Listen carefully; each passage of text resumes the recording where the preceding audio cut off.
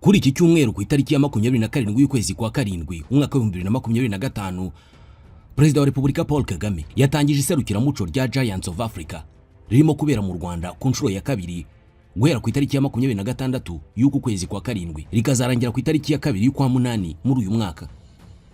Iri serukiramuco ry'uyu mwaka ryitabiriwe n'abana 320 baturutse mu bihugu 20 bya Afurika, rikaba ryaherukaga kubera mu Rwanda mu 2023.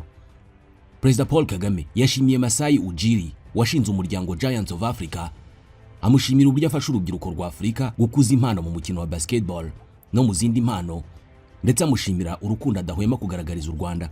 Abazakurikira iri serukiramuco ni 2020. Byitezwe ko ibari ibikorwa bizasigira inyungu nyinshi umujyi wa Kigali ndetse n'u Rwanda muri rusange.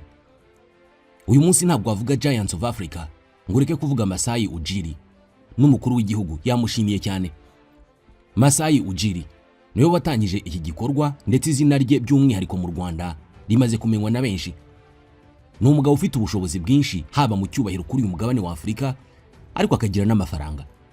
By'umwihariko ariko ni inshuti y'u Rwanda, akaba inshuti ikomeye ya Perezida Paul Kagame, wanavuga ko akunda cyane Perezida Kagame. Byemezwa ko ibiganiro yagiye agirana na Perezida Paul Kagame ndetse n'ibikorwa by'uyu muryango Giants of Africa mu Rwanda biri mu byagize uruhare mu kuvuka kw'igitekerezo cyo kubaka BK Arena. Yagize uruhare mu kubaka no gusana ibibuga by'imikino cyane cyane ya basketball mu Rwanda, nk'ikibuga cya Club Rafiki i Nyamirambo. Ku itariki ya 23 y'ukwezi kwa karindwi mu 2021 nibwo byatangajwe ko Masai Ujiri yahawe ubutaka na leta i Kigali kugira ngo agire umushinga hakorera. Uwo mushinga nawo muri iri serukiramuco ryo muri uyu mwaka uri mu igomba gutaha ku mugaragaro, Zaria Court. Iki ni igikorwa remezo gitangaje cyagenewe ibikorwa bya siporo, umuco n'imyidagaduro, cyamaze kuzu. Uyu mwaka uzajya kurangira ku isi yose habonetse toni miliyoni 25 z'ibyuma by'imodoka zashaje. Iyi modoka nicyo gikoresho gitanga ibyuma bicurwamo ibindi bikoresho byinshi ku isi. Waguze imodoka nziza iguhenze, uyikunze, ariko ifite ibyago byinshi by'uko ibyuma byayo bizajya mu bindi byose bijugunywa ku karubanda niba ukomeje kuyikoresha mu magaraje mabi. Umurinzi usigaye w'imodoka yawe ni Medekar, igaraje rigezweho rikorera mu mujyi wa Kigali. Aba ntabwo bakanika imodoka zangiritse gusa, ahubwo bazigira nshya. Minisiteri y'ibikorwa remezo n'urugaga rw'amagaraje mu Rwanda bahaye Garage Medekar Limited uburenganzira bwo gusana ibinyabiziga byangiritse chassis. Bakemura ibibazo ibyo ari byo byose bya moteur z'ubwoko butandukanye, boîte automatique. Bafite aba engineer basobanukiwe ikoranabuhanga ryose ry'ibinyabiziga. Basiga amarangi imodoka, bafite ibyuma byose bishyirwa mu modoka ku buryo batajya kubigura ahandi. Nk'aho ibyo bidahagije, banigisha kandi bagahugura urubyiruko umwuga w'ubukanishi. Bafite salle igezweho yo gusigiramo amarangi. Bafite imashini igezweho ikora pensage hakoreshejwe mudasobwa. Bafite imashini igezweho isuzuma uburwayi bwose bw'imodoka zikoreshwa n'amashanyarazi. Imodoka yawe nta hantu urayikoresha heza nko muri Garage Medekar Limited. Igaraje rifite umutekano usesuye kuko ririmo kamera nyinshi zicunga umutekano w'ibinyabiziga byanyu. Garage Medekar Limited ikorera mu mujyi wa Kigali no mu mujyi wa Rubavu rwagati. Hamagara 07 88 30 48 cyangwa 07 38 13 13 13.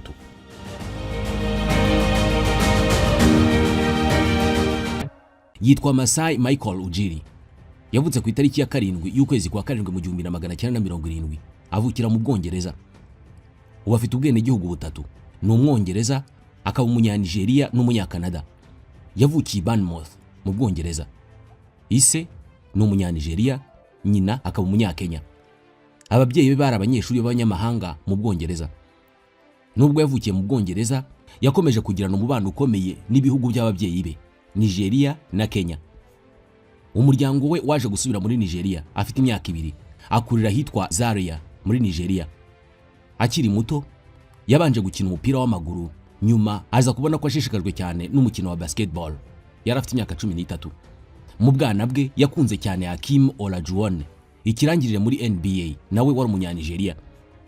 Kubw'umuhate we, ababyeyi be baje kumwemerera baranamushyigikira cyane mu mukino wa basket, cyane cyane muri kaminuza.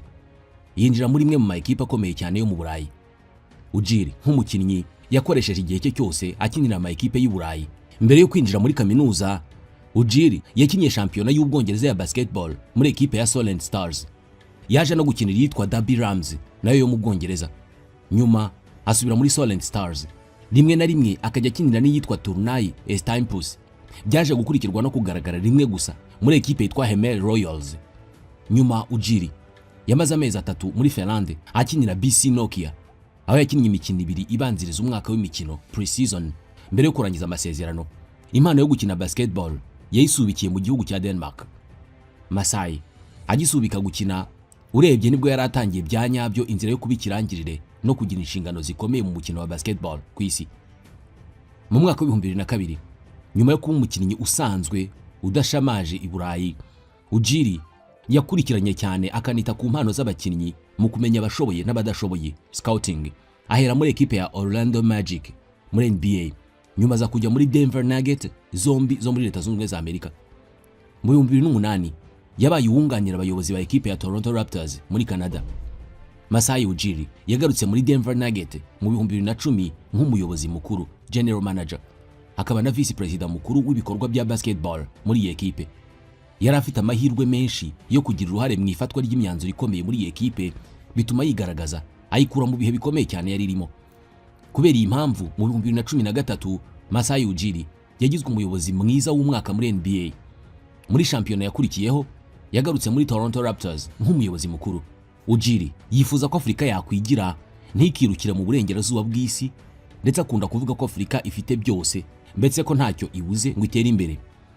Mu mpeshyi y'umwaka wa 2016 Masai Ujiri yeguriye imirimo ye Jeff Weltman nk'umuyobozi mukuru muri Toronto Raptors, ajya ku mwanya wa perezida ushinzwe ibikorwa.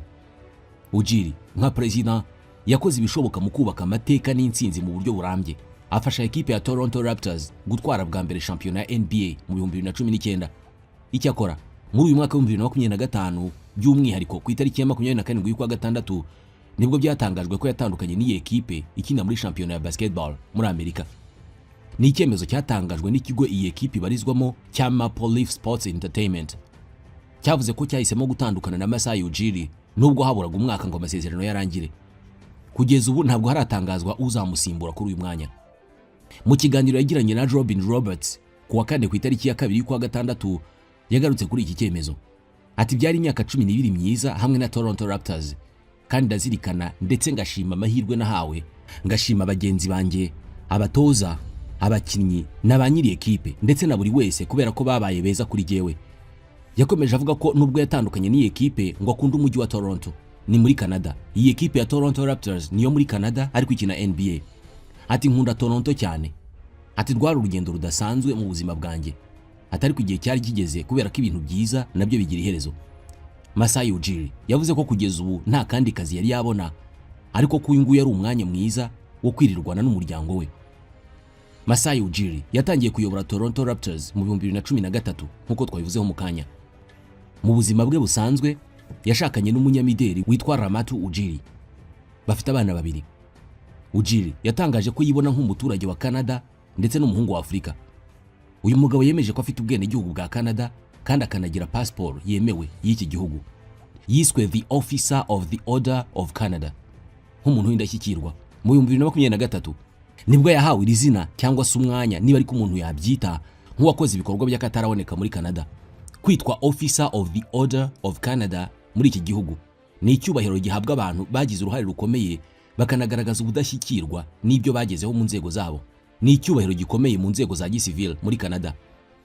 Mu mwaka wa 2020 nibwo iri serukiramuco rya Giants of Africa ryatangiye kubera mu Rwanda. Ku nshuro ya mbere ryabaye ku matariki ya 16 kugera ku ya 20 y'ukwa munani muri uwo mwaka. Ni nabwo Masai Ujiri yahishuyeho igitekerezo cyo kubaka inyubako ya BK Arena cyaturutse. Icyo gihe yavuze ko u Rwanda rufite amategeko akomeye, ari nayo mpamvu bishimishije kuba rwari rugiye kwakira iri serukiramuco. Yagarutse ku buryo mu myaka yashize yatumiye Perezida Paul Kagame mu mukino wa NBA All Stars muri Canada, areba umukino hamwe n'irushanwa rya dunk, kwinjiza umupira mu gakangara wazamutse hejuru cyane ukitendeka kuri ka gakangara nyine. Perezida Kagame ngo muri uwo mukino yari yicaye muri stade, Masai akajya mureba buri kanya ariko agasanga yubitse umutwe. ngo yaketse ko hari ikibazo gihari, niko kumubaza ibyabaye. Perezida Kagame ngo yongeye kubika umutwe, ngo aramubaza ati bizasaba iki kugira ngo twubake arena nk'ingi muri Afurika mu Rwanda. Yavuze ko kuba u Rwanda ari igihugu cyagaragaje intsinzi nyinshi kuri uyu mugabane ngo biri mu mpamvu zatumye rutoranyirizwa kwakira iri serukiramuco rya Giants of Africa. Yakomeje agira ati kuva muri ibyo bihugu byose tukarizana hano ku bwanjye ni ugutsinda. Integrated Barista Training Center, twe tukuremera hazaza. Rubyiruko mukeneye ubumenyi bufite ireme. Ese mwaba mukeneye kuba abanyamwuga mu kubona akazi byihuse mugisoza kwiga? Mwaba mwaracikirije amashuri se? Mwaba mwararangije icyiciro icyo ari cyo cyose cy'amashuri ariko mukaba nta kazi mufite?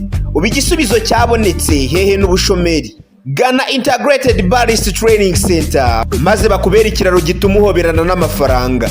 Aba barakwigisha buri kimwe cyose ukeneye kubyerekeranye n'ikawa. Aha niho honyine uzakura ubumenyi muri barista skills cyangwa se ibijyanye no gutegura ikawa, gutegura ubwoko bw'amaji butandukanye, icyayi ndetse no gusogongera. Muri Integrated Barista Training Center kandi mwiga gukaranga ikawa, ibyitwa roasting skills, nabyo biguha akazi mu kanya nk'ako guhumbya. Ngaho rero bahinzi ba kawa namwe ntitwabibagiwe. Integrated Barista Training Center ibafitiye amasomo abafasha kubungabunga umwimerere, ubwiza n'uburyohe bwa kawa yanyu kuva mu murima kugera ku isoko. Namwe mwifuza gutangiza ubukerarugendo bwa kawa kandi imiryango irafunguye muri Integrated Barista Training Center. Kubashaka ibyangombwa byo kugurisha ikawa yanyu, hehe no kubaza umuhisi n'umugenzi, byose ni muri Integrated Barista Training Center. Banyamahoteli namwe mufite amarestaurant mwajyaga mwifuza aho mwakura ababarista b'inzobere mu gutunganya ikawa, nimushyire umutima hamwe, ahubwo mutugane tubahereza ababarista b'abanyamwuga, babandi bazatuma mwunguka mugacukubiri n'igihombo. Integrated Barista Training Center muradusanga Kimironko Bibare, cyangwa mugasura urubuga rwacu arirwo wa/IPTC/rwa, cyangwa mukaduhamagara kuri telefone mubona kuri screen zanyu. Perezida Paul Kagame nawe icyo gihe yashimye Giants of Africa ihesha ishema uyu mugabane, byaba mu mikino, mu muco n'imyidagaduro, bigashyira urubyiruko mu mwanya wo kugera ku rwego rukomeye.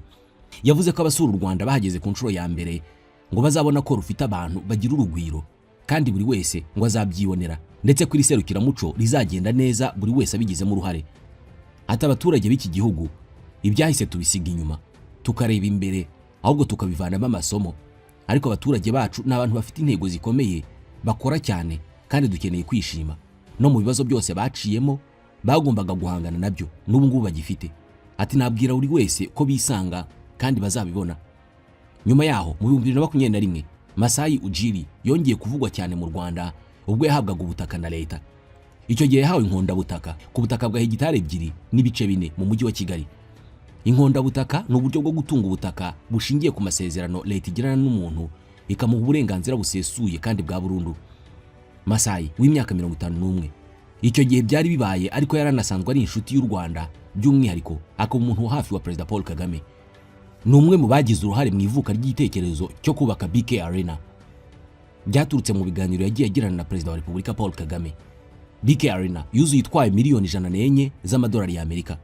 Yagize uruhare mu isanwa ry'ikibuga cy'umupira wa basketball cya Club Rafiki i Nyamirambo. Ibi ni bimwe mu bikorwa byashibutse ku ruhare Masai Ujiri agira mu iterambere ry'umukino wa basketball mu Rwanda ndetse no ku mugabane wa Afurika muri rusange. Mu 2021 yabarirwaga umutungo wa miliyoni 20 z'amadolari y'Amerika, ariko mu 2025 abarirwa umutungo wa miliyoni 70 z'amadolari. Mu kazi ko kuyobora Toronto Raptors yinjizaga nibura miliyoni 15 z'amadolari y'Amerika buri mwaka. Uyu mugabo ubushuti afitanye n'u Rwanda nibwo bwamuhesheje ubutaka i Kigali. Yabuhawe ku mpamvu zihariye z'inyungu z'igihugu zigamije kwihutisha iterambere nk'uko bigenwa n'itegeko nimero 27/2021 ryo ku itariki ya 10 y'ukwa gatandatu mu 2021 rigenga ubutaka mu Rwanda ndetse n'itegeko nshinga rya Repubulika y'u Rwanda. Ni ubutaka buherereye mu mudugudu wa Amahoro mu kagari ka Rukiri ya 2 mu murenge wa Remera mu karere ka Gasabo mu mujyi wa Kigali. Uretse kuba umunyamahanga ahabwa inkondabutaka yagaragaje umushinga w'ishoramari wagirira akamaro igihugu, umunyarwanda nawe afite uburenganzira bwo guhabwa inkondabutaka nk'uko bigenwa n'itegeko rigenga ubutaka mu Rwanda.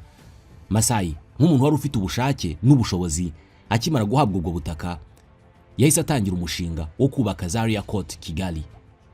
Zaria Court bikomoka kuri ka gace twavuzeho mu kanya ka Zaria muri Nigeria, aho uyu mushoramari yakuriye. Iki gikorwa remezo Zaria Court Kigali cyagenewe ibikorwa bya siporo, umuco n'imyidagaduro, cyamaze kuzura gitwaye miliyoni 25 z'amadolari. Ni inyubako igizwe n'ibice bitandukanye birimo hotel ifite ibyumba 80, restaurant aho gufatira amafunguro n'ibinyobwa hejuru ku gisenge, gym aho gukorera na studio y'ibiganiro. Hari kandi ikibuga kiberamo imikino itandukanye, iserukiramuco, ibitaramo, isoko n'ibindi bikorwa. Irimo kandi iguriro rinini rizafasha abayituriye kubona ibyo bakeneye kimwe n'abashyitsi. Imirimo yo kubaka Zaria Court yatangijwe mu kwezi kwa 8 mu 2023 itangizwa na Perezida wa Repubulika Paul Kagame na Masai Ujiri. Iki gikorwa remezo kandi gifite ahantu mbera byombi hashobora kwakira abantu benshi. Abantu barenga 5,000 bashobora guhurira aho hantu. Harimo akabari gashobora kwakira abarenga 200 cyangwa se 300 bicaye neza, n'ikibuga cya basket ariho ahantu mbera byombi hashobora kwakira abantu 5,000. Mu kubaka Zaria Court abantu barenga 700 bahawe akazi gahoraho. 30% muri bo bari abagore. Hari kandi abarenga 3,000 bari bafitemo ibiraka. Amafaranga agera kuri miliyari 1 y'amafaranga y'u Rwanda yagiye muri abo bakozi, agira uruhare mu bukungu bwabo. Nyuma y'uko iki gikorwa remezo cyuzuye, bibarwa ko abarenga 300 bagiye kubona akazi gahoraho mu bikorwa bitandukanye bikorerwa muri iki gikorwa remezo. Kuri iyi nyubako kandi hari igice cyahoze Hotel Amahoro mbere ya Jenoside yakorewe Abatutsi, ahabaga bamwe mu bari mu butumwa bw'umuryango w'abibumbye barimo General Romeo Dallaire. 90% by'ibyubatse iyi nyubako ngo ni ibikoresho byo mu Rwanda, 10% gusa nibyo byavuye mu mahanga.